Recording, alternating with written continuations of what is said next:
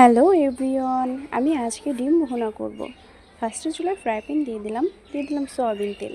তেলটা গরম হয়ে আসলে ডিমগুলো দিয়ে দেবো। আমি ডিমে লবণ, হলুদ আর মরিচের গুঁড়ো মিশিয়ে নিয়েছি। এবার ডিমটা আমি ভেজে উঠিয়ে নেব একটা ছোট্ট বাটির মধ্যে। এই ফ্রাই প্যানে দিয়ে দেবো কিছু পেঁয়াজ আর কিছু কাঁচামরিচ। এবার পেঁয়াজ আর কাঁচামরিচটা আমি ভালো মতো ব্রাউন করে ভেজে নেব।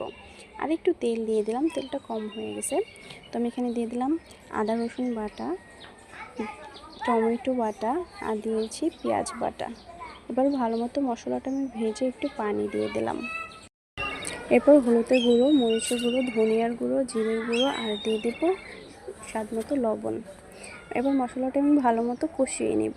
এরপর দিয়ে দেবো ডিমটার সাথে মশলাটা আমি ভালো মতো নেড়ে চেড়ে মিশিয়ে নিব। এরপর দিয়ে দিব পানি। এবার কিছুক্ষণ জাল করে নেব আমি।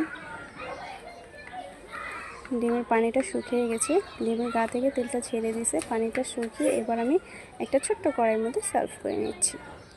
সো আজকের মতো এই পর্যন্ত।